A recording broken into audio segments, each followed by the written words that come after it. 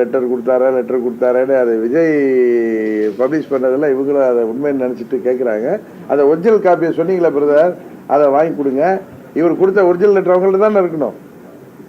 இவர் கொடுத்த லெட்டர் என் கன்சென்ட்டோட கொடுத்ததா சொல்கிறாருல, அந்த கன்சென்ட்டுக்கு ப்ரூஃப் வேணும். அடுத்தது என்ன பேசிஸில் கொடுத்துருப்பாரு.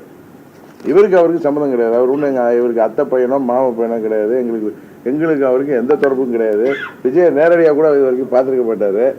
அவருக்கு திடீர்னு போய் எனக்கு 5:30 மணிக்கு இந்த லெட்டரை கொடுத்துட்டு அதுக்கப்புறம் போய் அந்த லெட்டரை கொடுக்க வேண்டிய அவசியம்னா இவரே ஆன் ஹிஸ் ஓன் இவருக்கு ஃபோன் பண்ணிவிட்டு அந்த கவர்னர் மாளிகையிலேருந்து பேசினதும் அவருக்கு ஃபோன் பண்ணி அவங்க தான் 2 பேரும் வந்திருக்காங்க. அது ஒன்றுமே பேசப்படலைன்னு சொல்கிறேன் நான். அப்புறம் நீங்கள் தானே அந்த லெட்டரை கொண்டு கொடுத்தீங்க. விஜய் கொடுத்த லெட்டர் இல்லை சார். சார் தம்பி தம்பி தம்பி தம்பி அந்த லெட்டர் கொடுத்துருக்கீங்கல்ல, இவருடைய லெட்டர், இவர் சப்போர்ட் லெட்டர், அது என்ன? ரொம்ப டெக்னிக்கலா கேக்குது. இல்லப்பா இல்ல எங்க லெட்டரை அங்க கொடுத்திருக்காங்களே ஒரு ஃபோர்ஜரியா ஒரு ஜெராக்ஸ் காப்பி அது கொடுத்துருக்காங்கன்னா அப்புறம் இவர்கிட்ட பேசிக்கலாம். சிங்கிள் எம்எல்ஏ லெட்டர் கொடுத்துட்டோம்னா பயந்துருவாரு. நம்ம அவரை பேசி ஈஸி நம்ம பக்கம் ஓட்டு போட வச்சிடலாம்னு நினைச்சிருக்கோம்.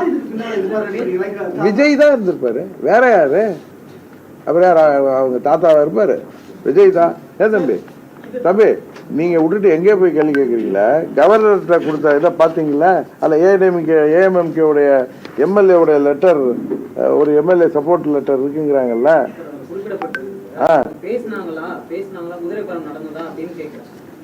குதிரை பேரம் பண்றதுக்கு தான் ஒரு ஃபோர்ஜரி லெட்டர் கொடுத்துருக்காங்கன்னு.